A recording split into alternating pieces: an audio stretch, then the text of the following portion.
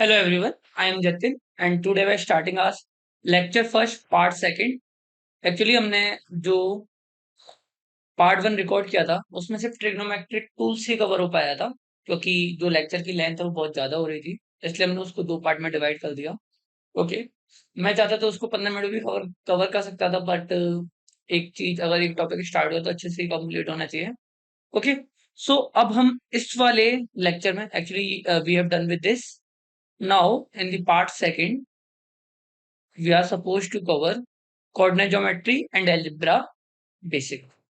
Now, lecture second में क्या क्या कवर होगा वो देखते हैं। लेक्चर सेकंड में हम कैलकुलस के पोर्शन को कवर करेंगे। कैलकुलस में डिफरेंशिएशन, इंटीग्रेशन और उनकी जो एप्लीकेशन है वो सब देखेंगे। और एक अलग सी वीडियो में थोड़ा बहुत मैं ग्राफ की नॉलेज दे दूंगा, जो कि मुश्किल से 15 से 20 मिनट की वीडियो होगी। ठीक है, वो ग्राफ की बेसिक नॉलेज के लिए है। ओके, ये एक एक्स्ट्रा लेक्चर है, इसको हम सेशंस में इंक्लूड नहीं करेंगे, या फिर मैं इसकी एक अलग से वीडियो बना दूंगा, या मैं शॉर्ट्स वीडियो में इसको अपलोड कर दूंगा। Okay, so let's start the lecture. तो हम सबसे पहले देख रहे हैं कि कोऑर्डिनेट ज्योमेट्री का बेसिक है। तो एक्स वाई प्लेन होता है, ये अभी हम बात कर रहे हैं 2D प्लेन की। हम 3D प्लेन की बात कर सकते हैं, इसमें कि जेड प्लेन भी ऐड हो जाएगा। ओके, तो मैंने माना कि ये मेरा पॉइंट है 0 0। ओके, जिसको ओ से डिनोट करते हैं, और मेरा एक पॉइंट है ए जिसके कोऑर्डिनेट है x1, y1। ओके, तो now what can I calculate. हम एक तो ओ ए डिस्टेंस को कैलकुलेट कर सकते हैं, पहली चीज। हम स्लोप कैलकुलेट कर सकते हैं, स्लोप ऑफ ओ ए। अब स्लोप क्या होता है? We know that slope is tan theta of, मतलब ये अगर थीटा एंगल बना रहा है एक्स एक्सिस के साथ, तो जो tan थीटा होगा that will be slope. Okay, तो m will be equal to tan theta, that is equal to delta y divide by delta x, यानी y वाला पार्ट और x वाला पार्ट। ओके, अभी ये वाला पोर्शन तो क्या 0 0 से स्टार्ट हो रहा है, तो डेल्टा y और y1 इक्वल होंगे, delta y will be equal to y1 होगा क्योंकि 0 से स्टार्ट हो रहा है। लेकिन इन अनदर केस, मान लो इन जनरल केस की मेरे को बात करनी है, तो मैं कैसे कैलकुलेट करूंगा वो देख। देखो, जैसे कि ये पॉइंट है, मेरे पास दो पॉइंट है, ए पॉइंट जिसके कोऑर्डिनेट मेरे को पता है x1 y1, और मेरे पास दूसरा पॉइंट है बी जिसके कोऑर्डिनेट मेरे को पता है x2 y2। ठीक है, मेरे को दोनों के कोऑर्डिनेट पता है। Now I have to calculate the length of A B line. Okay, so A B will be equal to क्या होगा, अंडर रूट में, फॉर्मूला याद रख लेना इसको। वैसे 10th क्लास में ये सारा पढ़ रखा है, ये सारी 10th की चीज है, कोई भी नया नहीं करा रहा मैं, सिर्फ 10th की चीज है। तो y2 माइनस y1 करेंगे, y2 माइनस y1 का होल स्क्वायर, प्लस जो x पोर्शन है उसकी भी संग भी सेम चीज करेंगे। ठीक है, तो ये मेरा फाइनल फॉर्मूला आ गया कि A B is equal to under root में y2 माइनस y1 का whole square plus x2 minus x1 का होल स्क्वायर। ये तो होगी क्या निकालने के लिए, लेंथ निकालने के लिए। अब मैं बात करता हूं कि मेरे को स्लोप कैलकुलेट करनी है। स्लोप, तो स्लोप क्या होगा, देखो ये जो ए बी लाइन है वो एक्स एक्सिस के साथ थीटा एंगल बना रही है। ठीक है, तो slope will be equal to m equal to tan theta. अब tan थीटा की वैल्यू कैसे निकालता है, देखो ये ट्राइंगल है तो tan थीटा की वैल्यू क्या होगी, delta Y divide by delta X, यही होगी।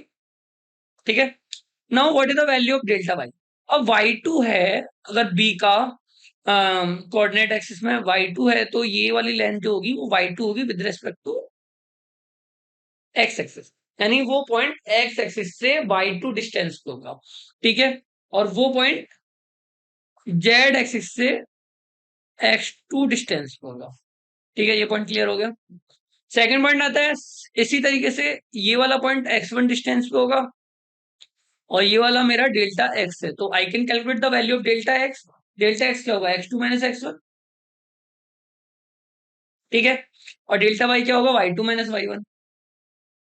इस तरीके से स्लोप कैलकुलेट करते हैं, तो स्लोप का फॉर्मूला क्या है, m equal to y2 minus y1 upon x2 minus x1। अब एक सिंपल सा एक जनरल फॉर्मूला बताता हूँ। वेट अ मिनट, इस क्वेश्चन को बाद में देखते हैं। ठीक है, तो general equation of a straight line क्या होता है? तो वो होता है y equal to m x plus c. अब यहाँ पे y, तो जो यहाँ पे m है वो स्लोप है और जो c है वो इंटरसेप्ट है। ओके, जैसे कि अगर c की वैल्यू 0 है तो वो 0 से ही पास होगा। ठीक है, मतलब 0 0 से पास होगा। अगर c की वैल्यू पॉजिटिव है तो वो कहीं वाई एक्सिस के किसी पॉजिटिव पॉइंट से पास होगा। मतलब ये वाली जो लेंथ होती है ना, ये वो c होती है। और जो एंगल होता है, मान लो ये थीटा एंगल है, तो m equal to tan theta होता है। ओके, ऐसे निकालते हैं। तो जनरल इक्वेशन है, कहीं कहीं पे काम आएगी। और एक पॉइंट मैं ऐड करना चाहता हूँ कि मैं जो बेसिक मैथमेटिक्स में चीजें कवर करा रहा हूँ, ये एक एक्स्ट्रा लेक्चर की तरह लेके चलना। अगर फिर भी कोई चीज ऐसी रह जाती है जो कि हमें हेल्प पड़ रही है आगे किसी प्रॉब्लम को सॉल्व करने के लिए, तो मैं वहां पे पूरा अच्छे से फॉर्मूला लिख के बताऊंगा। आप वहां से इसको बेसिक मैथमेटिक्स के लेक्चर में ही एड ऑन कर लेंगे। ठीक है, क्योंकि सिर्फ बेसिक मैथमेटिक्स के 5-6 लेक्चर लेना पॉसिबल नहीं है। मैं जितना मेरे को लगता है कि इंपॉर्टेंट है बहुत ज्यादा, मैं उस पोर्शन को अर्जेंटली करवा दे रहा हूँ, बाकी का लेक्चर में ही हम कवर करते जाएंगे। ठीक है, अब एक क्वेश्चन है, वो देखते हैं कि क्वेश्चन क्या कह रहा है। Find the value of A if the distance between the point. ठीक है, एक पॉइंट में को ये दे रखा है और एक पॉइंट में को ये दे रखा है, और इसके बीच की डिस्टेंस मेरे को 13 सेंटीमीटर गिवन है। ठीक है, तो मैंने माना कि ये मेरा ए पॉइंट है, ये मेरा बी पॉइंट है, और ये ए बी की लेंथ है। ठीक है, तो I know that A point equal to क्या है, -9 A, and B point equal to क्या है, 3 3। And I know formula for length of A B is equal to A B under root में। तो y2 माइनस y1, y2 क्या है, मान लो A B की बात कर रहा हूं, तो 3 माइनस ए होगा। मैंने लिख दिया कि 3 माइनस ए का होल स्क्वायर प्लस 3 - a का होल स्क्वायर प्लस, और x2 माइनस x1, तो x2 हो गया 3 और x1 हो गया -9। तो x2 माइनस x1, और x1 -9 है, तो ये माइनस माइनस प्लस हो जाएगा एक्चुअल में। ठीक है, तो ये 12 हो जाएगा, और 12 का स्क्वायर 144 होता है। ओके, तो ये तो हो गया 13 इक्वल टू अंडर रूट में। ऐसा करते हैं, अंडर रूट हटा के दूसरी वाली साइड पे स्क्वायर कर देते हैं। वेट, ये 13 है, और इसकी वैल्यू है 3 - a का होल स्क्वायर प्लस 12 का होल स्क्वायर, और ये अंडर रूट में है। अगर मैं एक साइड से अंडर रूट को हटाऊंगा तो दूसरी साइड स्क्वायर कर दूंगा, तो मैंने इस साइड स्क्वायर कर दिया। Now it is equal to 169 is equal to 3 - a का होल स्क्वायर प्लस 12 का स्क्वायर कितना होता है, 144। Okay, so now it is 144। तो 3 - a के होल स्क्वायर की वैल्यू आ गई मेरे पास अंडर रूट में, सॉरी सॉरी, 3 - a का होल स्क्वायर इक्वल टू क्या हो गया, 25। अब मेरे को यहां से a की वैल्यू कैलकुलेट करनी है, तो इसके लिए पहले मेरे को स्क्वायर को खत्म करना पड़ेगा। और स्क्वायर को खत्म करने के लिए मैं क्या करूंगा कि 3 - a will be equal to under root में 25, जिसकी वैल्यू होती है +-5। अब सबसे पहले आता है कि प्लस माइनस का क्या कॉन्सेप्ट है। तो एक और चीज नोट डाउन करना कि अगर मैं लिख रहा हूं कि a का स्क्वायर इक्वल टू b है, ठीक है, a का स्क्वायर इक्वल टू b है, तो a will be equal to क्या होगा, अंडर रूट ऑफ b, पहला पॉइंट। लेकिन अगर मैं बात करूं कि -a का whole square equal to b है, ठीक है, तो -a will be equal to क्या होगा, अरे या फिर तुम a का स्क्वायर कर लो या -a का स्क्वायर कर लो, वैल्यू तो सेम ही आनी है। या फिर 5 का स्क्वायर कर लो या -5 का स्क्वायर कर लो, आना तो 25 ही है ना। ठीक है, तो -a will be equal to क्या होगा, अंडर रूट में b। तो यहां से मेरे को एक चीज पता चली कि अगर मैं ले रहा हूं किसी भी चीज का अंडर रूट ले रहा हूं, तो जो आंसर होगा वो प्लस माइनस दोनों वैल्यू देगा। तो under root of b is equal to plus minus of a, not only a, it's this plus minus of a। ठीक है, ये पॉइंट क्लियर हो गया। अब हम इसको अपने क्वेश्चन में यूज में लेंगे। तो 3 - a is equal to +-5। Now I can say that 3 - a equal to 5 and 3 minus a equal to -5 will give me my answer. तो यहाँ से 3 minus a equal to 5 से क्या आंसर आएगा? यहाँ से आएगा a equal to minus का 2 और यहाँ से आएगा a equal to plus का 8. तो a equal to minus का 2 and a equal to plus का 8 दोनों ही करेक्ट आंसर है. ठीक है, तो इसका आंसर हो गया. इसका फाइनल आंसर अगर मैं वैल्यू ऑफ a की बात करूँ तो a equal to -2 and +8 both are correct answer. Okay, now moving ahead. अब अलजेब्रा स्टार्ट कर रहे हैं. कोऑर्डिनेट ज्योमेट्री का मेरे को बेसिक बेसिक चीजें बतानी थी, वो मैंने बता दी है. तो अलजेब्रा में सबसे पहले क्वाड्रेटिक इक्वेशन होती है, जो कि 10th क्लास की ही चीज है, कुछ अलग नहीं है. थोड़ा सा इसको एक्सपेंड करने की कोशिश करेंगे कि हम कर सकते हैं नहीं. तो मैंने माना कि क्वाड्रेटिक इक्वेशन की जनरल इक्वेशन क्या होती है? A x square plus b x plus c equal to 0. तो सबसे पहले तो होता है कि श्रीधराचार्य फॉर्मूला पढ़ा होगा आपने. तो एक तो वो चीज होती है कि श्रीधराचार्य फॉर्मूले से डायरेक्ट ही हमने आंसर निकाल लिया. ओके, एक आता है, एक और रूल होता है कि sum of roots and product of roots. ये हम डायरेक्टली कैलकुलेट कर सकते हैं किसकी हेल्प से? ये सम ऑफ रूट्स क्या होता है? माना कि ये वाली जो इक्वेशन है इसको दो वैल्यू एक्स की सेटिस्फाई करेगी. ये रूल होता है पॉलिनोमियल का कि जितनी ज्यादा पावर होती है उसकी उतनी ही वैल्यू होती है सेटिस्फाई करने के लिए, चाहे वो रियल हो या फिर वो कॉम्प्लेक्स हो या इमेजिनरी हो, जो भी हो. ओके, तो मैंने माना कि यहाँ पे x1 और x2 दो इसके रूट्स हैं इस इक्वेशन के. क्या है? रूट्स है. तो सम ऑफ रूट्स जो होगा यानी x1 प्लस x2 की जो वैल्यू होगी that will be equal to minus का b by A. Minus B का मतलब क्या है? एक्स का कोफिशिएंट, और ये हो गया एक्स स्क्वायर का कोफिशिएंट. और एक होता है कि product of root will be equal to c by a. तो हम कभी कभी इसकी हेल्प से भी x1 और x2 की वैल्यू कैलकुलेट कर सकते हैं आसानी है ना. दूसरी चीज होती है कि यार श्रीधराचार्य फॉर्मूला डायरेक्ट लगाया, मेरे को पता है कि x की वैल्यू क्या होगी? माइनस का b plus minus under root में B square minus 4ac upon 2a. ये श्रीधराचार्य फॉर्मूला होता है. प्लस माइनस है तो यहाँ से x की दो वैल्यू निकल के आ जाएगी, एक होगा x1, एक होगा x2.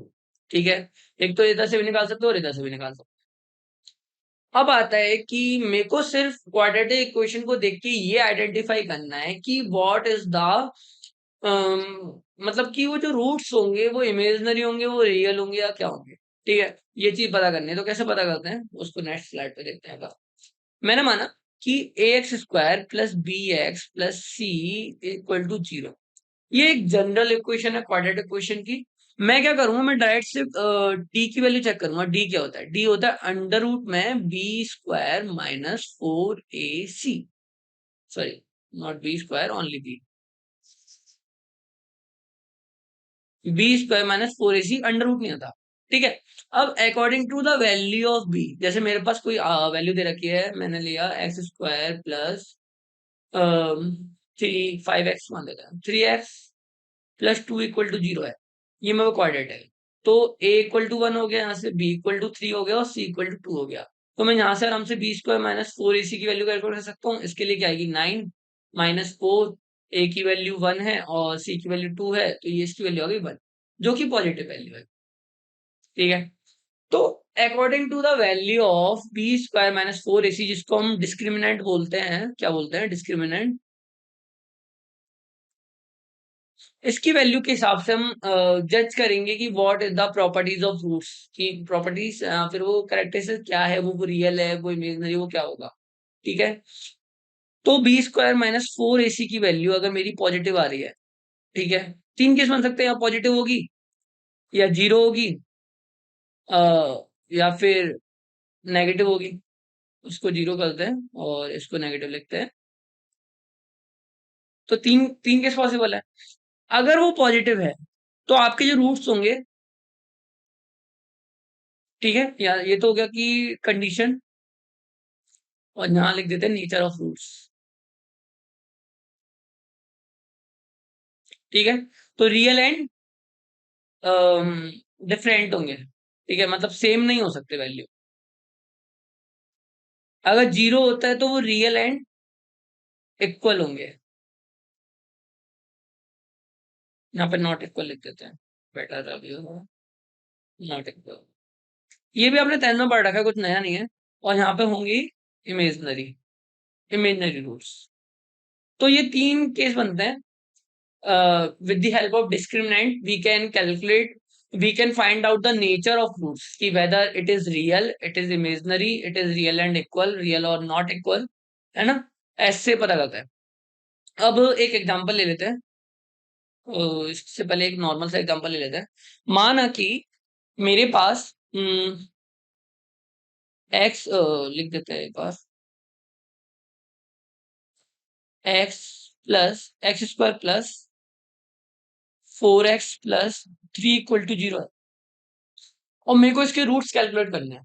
तो इसके रूट्स कैलकुलेट मैं 2-3 तरीके से कर सकता हूँ। कैसे? पहला तो आया कि ठीक है, मेथड 1 ले लेते हैं।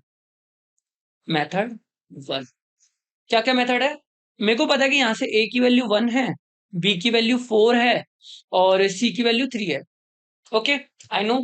नाउ पहले तो मैं जैसे d की वैल्यू चेक करना चाहूँ तो क्या करूँगा? b का स्क्वायर माइनस 4 a c। तो b की वैल्यू क्या है? 4, 4 का स्क्वायर 16 माइनस 4, a की वैल्यू 1 और इसकी वैल्यू 3। तो इसका आंसर आ गया 16 minus 12 that is equal to 4। So ये पॉजिटिव वैल्यू है। 4 क्या है? पॉजिटिव है। अगर b इक्वल टू पॉजिटिव है तो we will get real and unequal roots. ठीक है, रियल रूट्स आएंगे। पहली चीज तो क्लियर हो गई, अगर मेरे को रूट्स पे जजमेंट देना पड़ता है कि रूट्स कैसे हैं। अब बात आती है कि वैल्यू क्या होगी। तो एक तो तरीका मैं सीधा तरह लगा देता हूँ, माइनस का बी, माइनस की बी की वैल्यू क्या? 4 प्लस माइनस अंडर रूट में 20 पर माइनस 4ac जो कि डिस्क्रिमिनेंट ही होता है, जिसकी वैल्यू मेरे पास ऑलरेडी 4 आ गई है। तो मैं यहाँ पे 4 ही लिख देता हूँ डायरेक्ट अपॉन 2a। ऐसे करता हूँ, पहले डायरेक्ट फॉर्मूला पहले फॉर्मूला लिख देता हूँ ताकि कंफ्यूज ना हो जाओ। माइनस का बी अंडर रूट में B square minus 4ac upon 2a, यही होता है सीधी तरह फॉर्मूला। तो मैंने x की वैल्यू क्या रखी? माइनस का b, माइनस का 4 plus minus B square minus 4ac की वैल्यू ऑलरेडी मेरे पास 4 आ चुकी है, तो अंडर रूट में मैंने 4 ले लिया अपॉन 2a। a की वैल्यू क्या है? 1। तो x की वैल्यू आ गई मेरे पास माइनस का 4 प्लस माइनस 2 अंडर रूट में 4 की वैल्यू क्या होगी? 2 अपॉन 2। तो इसकी वैल्यू क्या आ गई? एक तो हो गया कि -4 + 2, एक हो गया -4 - 2। ठीक है, चलो इसको अलग अलग ही लिख देते हैं। तो मैंने माना कि मेरे पास एक तो x1 आ गया जो कि होगा -4 - 2 डिवाइडेड बाई 2, एक होगा x2 equal to -4 + 2 divided by 2। ठीक है, ऐसे होगा। नाउ -4 तो ये -6/2 होगा जो कि -3 वैल्यू देगा और x2 की वैल्यू क्या होगी? -4 + 2/2, तो -2/2 होगा जो कि -1 वैल्यू देगा। तो मेरे पास दोनों वैल्यू आ गई। ओके, नाउ एक तो हो गया -3, एक हो गया -1 जो कि इसके इस इक्वेशन के क्वाड्रेटिक इक्वेशन के रूट्स होंगे। अब एक और तरीका अगर मैं बात करूं सर, एक और तरीका कौन सा है? पेज खाली नहीं है, यहाँ पे ही बता देता हूँ थोड़ा सा। मैंने क्या किया कि x1 + x2 की वैल्यू लिख दी माइनस बी बाई ए से। माइनस बी बाई ए कितना होगा? -4। और x1 इंटू x2 की वैल्यू लिख दी कितनी? c/a जो कि होगा 3। तो मेरे पास x1 + x2 है, x1 डॉट x2 है। अब मेरे को ना एक चीज पता है, मैंने पहले पढ़ा था कि x1 + x2 का होल स्क्वायर क्या होता है? x1 square plus x2 square plus 2x1 x2। ठीक है, और अगर मैं बात करूं कि x1 माइनस x2 का होल स्क्वायर क्या होता है, तो होता है x1 square plus x2 square plus sorry minus का 2x1 डॉट x2। ठीक है, यही होता है। अब मैं क्या कर रहा हूँ, जो ये फर्स्ट इक्वेशन हो गई और ये सेकंड इक्वेशन हो गई, मैं सेकंड इक्वेशन में प्लस 2x1 x2 और माइनस 2x1 x2 कर दे रहा हूं। ठीक है, क्यों किया? सॉरी, 2 नहीं, 4 करो। मैं एक रिलेशन बना रहा हूँ जो कि वैसे याद ही रखना होता है, लेकिन मैं बना के बता रहा हूँ कैसा आया वो रिलेशन। तो मैं इसमें एडिशन और सब्ट्रैक्शन कर रहा हूँ, तो x1 माइनस x2 का whole square equal to x1 square plus x2 square. अगर मैं -2x1 x2 में ऐड करता हूँ +4 वाला, तो ये +2 हो जाएगा। और एक और लाइन आ गई माइनस का 4x1 x2। ओके, तो ये वैल्यू और ये वैल्यू और ये वैल्यू तीन टर्म बन गई। तो एक तो हो गया x1 माइनस एक्स टू का होल स्क्वायर, और अगर आप इसको ध्यान से देखो तो x1 प्लस एक्स टू का होल स्क्वायर ही बन रहा है। तो x1 प्लस एक्स टू का होल स्क्वायर और माइनस का 4x1 x2। अब अगर मेरे पास x1 प्लस एक्स टू की वैल्यू है, x1 x2 की वैल्यू है, तो मैं x1 माइनस एक्स टू की वैल्यू नहीं निकाल सकता? कैसे? देखो, मेरे पास x1 प्लस एक्स टू की वैल्यू -4 है और x1 x2 की वैल्यू 3 है। क्या क्या है? x1 प्लस एक्स टू की वैल्यू -4 है और x1 x2 की वैल्यू 3 है। ठीक है, तो इक्वल टू ये स्क्वायर है, और x1 प्लस एक्स टू की वैल्यू -4 है, इसका स्क्वायर होगा 16 माइनस ये हो गया 12। ठीक है, तो x1 माइनस एक्स टू की वैल्यू क्या हो जाएगी? 4 अंडर रूट में, तो ये वैल्यू आ गई 2। क्या आ गई? 2 आ गई, और एक आ गई -2। अब एक बात ध्यान रखना कि x1 माइनस एक्स टू की वैल्यू 2 भी हो सकती है और -2 भी हो सकती है। ओके, तो मैंने माना कि दो तरीके से कैलकुलेट किया कि x1 plus X two equal to 4 आ गया, और x1 minus X two equal to 2 आ गया। एक चीज तो ये हो गई। दूसरा होगा कि x1 plus X two equal to 4 आ गया, और x1 minus X two equal to minus का 2 आ गया। बट एक चीज और ध्यान रखना कि x1 x2 की तो मल्टीप्लीकेशन करने पे वैल्यू आ रही है वो पॉजिटिव आ रही है, मतलब या फिर दोनों नेगेटिव होंगे, यानी बहुत पॉजिटिव होगा या बहुत नेगेटिव होगा। ठीक है, एक पॉजिटिव एक नेगेटिव तो नहीं हो सकते। तो मैंने यहां से आंसर निकाला, तो इसको अगर मैं ऐड करता हूँ तो 2x1 की वैल्यू आ गई 6, और x1 की वैल्यू आ गई मेरे पास 3। ओके, और अगर मैं दूसरी साइड की बात करता हूँ, x2 की वैल्यू की बात करता हूँ, तो वो आ गई 1। एक तो ये आंसर हो गया, और दूसरी वैल्यू क्या आ गई? अगर मैं इन दोनों का एडिशन करता हूँ तो 2x1 इक्वल टू आ गया मेरे पास 2, x1 की वैल्यू आ गई 1, और x2 की वैल्यू क्या आ जाएगी यहाँ से? अगर मैं x1 की वैल्यू यहाँ पे 1 रख देता हूँ, 1 minus X two equal to -2, तो ये बदल जाएगा, तो x2 की वैल्यू आ गई 3। तो ये दोनों ही एक तरह से सेम ही आंसर दे रहे हैं, बट मैंने लास्ट टाइम मेरा जो आंसर आया था वो नेगेटिव में आया था, मतलब यहाँ से मैंने इसको सॉल्व किया था, तो इसने मेरे को नेगेटिव वैल्यू दी थी, बहुत नेगेटिव। तो यहाँ पे नेगेटिव वैल्यू आई है, लेकिन वहां पे हमारा आंसर पॉजिटिव आया है, तो एरर हुआ है कुछ ना कुछ। ओके, सो देखो, यहाँ पर हमने x1 plus X two equal to -4 की जगह +4 लिख दिया है, तो इसको करेक्ट करते हैं ना।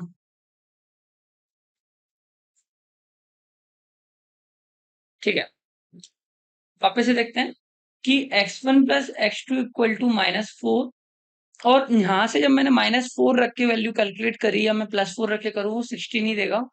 और x1 minus X two equal to +2 हो गया 21, और एक हो गया कि x1 plus X two equal to -4 and x1 minus X two equal to -2। तो अगर मैं यहाँ से दोनों से सॉल्व करूं तो मेरे पास सेम ही आंसर निकल के आएगा।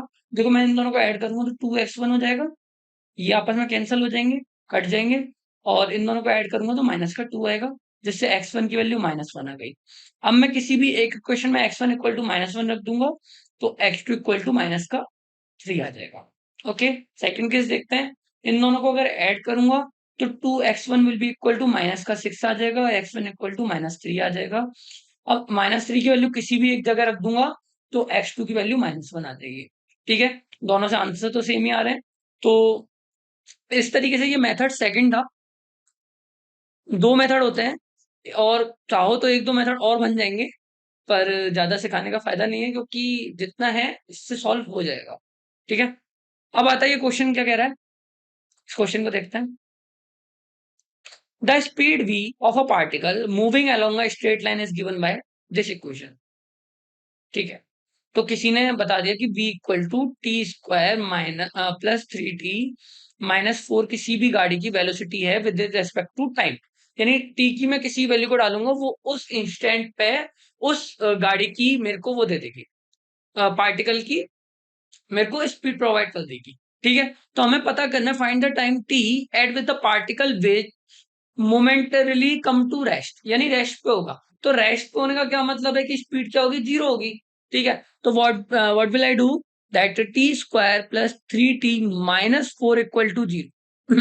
लास्ट क्वेश्चन में हमने क्या लिया था, ठीक है थोड़ा अलग है। ओके, तो यहाँ की मेरे को टी की वैल्यू कैलकुलेट करनी है, तो मैं दो तरीके से कैलकुलेट कर सकता हूँ वापस से, या फिर मैं श्रीधराचार्य से कर लूँ या नॉर्मली कर लूँ। तो श्रीधराचार्य का फॉर्मूला तब मेरे को दिक्कत देता है जब मेरे को कॉम्प्लेक्स रूट निकालना होता है, तब मेरे को वैल्यू निकालने में थोड़ी सी दिक्कत आती है। ठीक है, तो श्रीधराचार्य लगा देते हैं। T will be equal to minus का b plus minus under root में B square minus 4ac upon 2a। अब बी की वैल्यू यहाँ से क्या है 3, सी की वैल्यू क्या है माइनस का 4, और ए की वैल्यू क्या है 1। ठीक है, तो माइनस का बी हो गया -3 प्लस माइनस अंडर रूट में बी स्क्वायर हो गया -9 माइनस 4, ये वैल्यू 1 है, और माइनस सी की वैल्यू -4 है अपॉन 2 1। ये आ गई मेरे पास टी की दो वैल्यू। अब मैं इसको आगे सॉल्व करता हूँ, तो टी की वैल्यू आ गई मेरे को माइनस का 3 plus minus 9, minus minus plus हो जाएगा, क्योंकि दो बार माइनस आ रहा है तो प्लस हो जाएगा, तो वो 16 हो जाएगा, और 9 प्लस 16 की वैल्यू क्या होती है 25। तो अंडर रूट में 25 की वैल्यू क्या होगी +5। ठीक है, थोड़ा डायरेक्टली सॉल्व कर लिया। वापस से देख लो कि 9 माइनस माइनस का 4 तो ये हो गया 9 plus 16 that is equal to 25, ऐसे निकाला है। ठीक है, तो और 25 को अंडर रूट में लेंगे तो 5 आ जाएगा, प्लस माइनस 5 आएगा, लेकिन ऑलरेडी प्लस माइनस लग रहा है तो लगाने की जरूरत नहीं है। 2, तो यहाँ से टी की वैल्यू क्या आ गई -3 प्लस 5/2 और -3 माइनस 5/2। अब टी की वैल्यू आ गई यहाँ से -3 प्लस 5/2 की वैल्यू 1, और माइनस का 8/2 हो गया -4। अब एक बात ध्यान रखो कि टाइम की वैल्यू कभी भी नेगेटिव नहीं हो सकती, तो ये आंसर मेरा नहीं है वैलिड। तो t इक्वल टू 1 सेकंड मेरा करेक्ट आंसर होगा। ये कुछ पॉइंट होंगे क्वाड्रेटिक सॉल्व करने के बाद, मोस्ट प्रोबेबली ये चांस होते हैं कि जो नेगेटिव वैल्यू होती है वो किसी ना किसी रीजन से कैंसिल आउट हो रही होती है, वो हमेशा चेक कर लेना। ठीक है, तो t इक्वल टू 1 सेकंड। अब टाइम कभी भी नेगेटिव नहीं हो सकता ना, टाइम तो पॉजिटिव ही होगा, कि हम पास्ट में चले जाएंगे, नहीं जा सकते ना। Okay, so now there are something like logarithm पढ़ रखा होगा आपने 10th क्लास में भी, तो logarithm एक्सप्रेशन को देखते हैं थोड़ा सा। देखो, log को ना मैं दो तरह से बता सकता हूँ, यहाँ पर लिख देते हैं logarithm एक्सप्रेशन। तो log एक्चुअल में क्या करता है, देखो यहाँ पे मैंने ना बता रखा है कि log a की पावर a बेस पर b की वैल्यू का क्या मतलब होता है। मान लो मैंने कहीं पे लिखा कि a की power square is equal to मेरे को कुछ वैल्यू दे रही है b। ठीक है, तो मैं इसको उल्टा लिख सकता हूँ कि log ऑफ 2 बेस पे। ठीक है, log ऑफ a बेस पे b की वैल्यू 2 होगी, a बेस पे b की वैल्यू 2 होगी, ऐसे लिख सकता हूँ। ठीक है, यानी a की power m equal to b है कहीं भी, तो log ऑफ a बेस पे b की वैल्यू m होगी। ये तरीका होता है। मैं थोड़ा सा पेन की इंक को नो शार्प कर लेता हूँ। ठीक है, तो ये वाली चीज मैंने अभी बताई आपको। ओके, नाउ जैसे कि मैं एक और चीज बताऊं कि 2 की पावर 2 इक्वल टू 4 होता है, and I can right that log of 2 base पे 4 की वैल्यू 2 होगी, ऐसे लिख सकता हूँ। ओके, अब आता है कुछ एक्सप्रेशन है, उससे पहला एक्सप्रेशन है कि log e बेस पे, मतलब log e बेस जो होता है वो स्टैंडर्ड होता है। एक log e बेस और एक होता है log 10 बेस। नॉर्मली हम 10 बेस यूज में लेते हैं, लेकिन ई बेस भी बहुत जगह यूज में लेने को आता है, जिसको हम एल एन लिखते हैं नॉर्मली।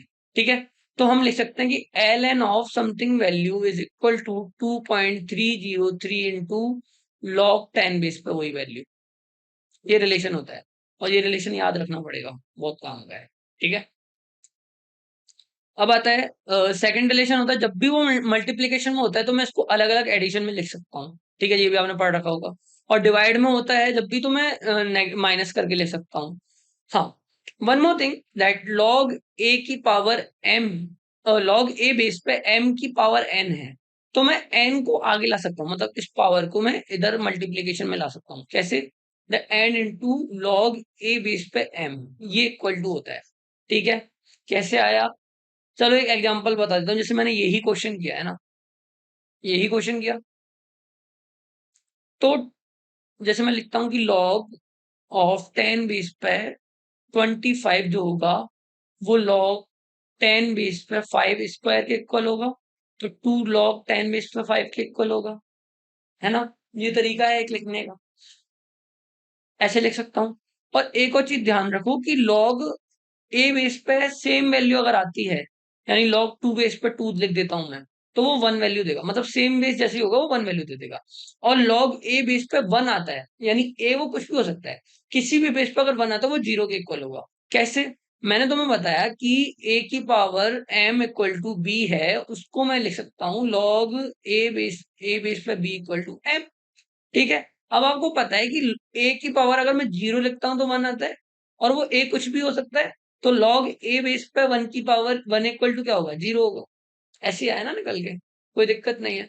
ठीक है, तो ये कुछ 5-6 चीजें होती है लॉग की जो हमें याद रखनी पड़ेगी, कभी कभी काम आती है, और अधिकतर जब भी हमें वैल्यूज की जरूरत पड़ती है वो क्वेश्चन में गिवन होती है कि log 2 की वैल्यू क्या होगी, log 3 की वैल्यू क्या होगी, log 5 की वैल्यू क्या होगी। ये हमें क्वेश्चन में गिवन होती है, अगर वो क्वेश्चन में पर्टिकुलरली वो वैल्यू यूज में ले रहा है। लेकिन बहुत बार क्या होता है कि सिर्फ हमें बेसिक वैल्यू दे रखी होती है, मान लो कि हमें log 2 दे रखा है और log 3 दे रखा है, जबकि हमें फाइंड आउट करनी वैल्यू ऑफ log 6, तो log 6 को मैं log 2 प्लस log 3 लिख के कर सकता हूँ, क्योंकि वो मल्टीप्लीकेशन mn वाली फॉर्मूला को मतलब कि फॉर्मूला नंबर सेकंड इसको फॉलो कर रहा है। ठीक है, अब आगे बढ़ते हैं। ज्योमेट्रिक प्रोग्रेशन, इससे पहले एरिथमेटिक प्रोग्रेशन होगा। ओके, वो स्लाइड ऐड नहीं हुई, तो मैं एरिथमेटिक प्रोग्रेशन पहले करा देता हूँ अपनी साइड से।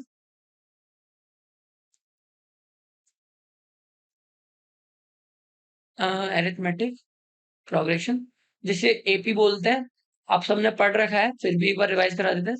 तो एक जनरल टर्म कैसे बनती है? माना कि इनिशियल टर्म ए है, और फिर उसके बाद जो कॉमन डिफरेंट है, मतलब कि जो उसमें ऐड हो रहा है वो डी है, तो वो ए प्लस डी, ए प्लस 2d ऐसे जाता है। तो अगर मैं बात करूं कि मेरी nth टर्म क्या होगी, कौन सी टर्म? nth टर्म क्या होगी?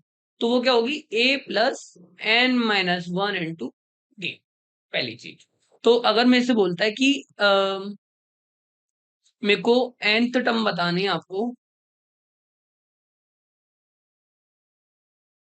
ए n, that is equal to a plus n minus one into D.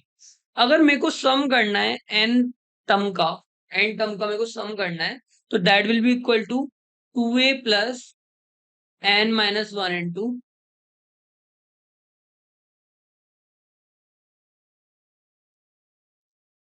D, multiplication में एन बाई टू।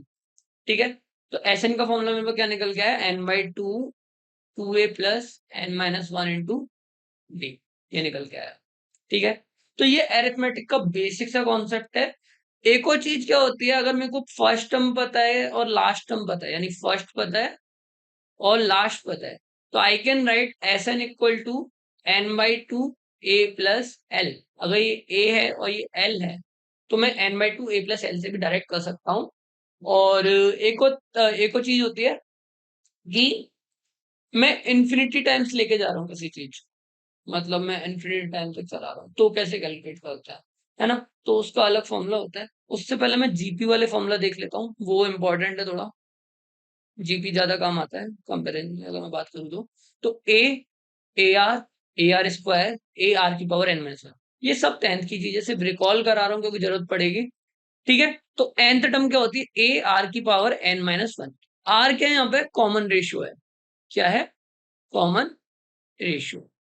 ठीक है, और ए क्या है मेरा? फर्स्ट टर्म है, फर्स्ट टर्म। तो एन टर्म हो गया ये। और अगर मेरे को सम करना है, समेशन करना है एन टर्म का, तो वो ए आर की power n minus one divide by r minus one से मैं कर सकता हूँ। और अगर मैं बोलता हूँ कि यार ये इन्फिनिटी तक जा रही है, कैसे? ये 2 है, 4 है, 8 है, 16 है, 32 है, 64 है, और ये इन्फिनिटी तक जा रही है, और मेरे को इसका सम करना है, तो उसका फॉर्मूला होता है a one minus r. Okay, nothing. क्या होगा? जैसे कि मेरे को इसका ही सम करना है, तो क्या होगा? 2 1 minus 2, that is minus 2, wait, wait wait wait, common issue क्या है, आर है ना।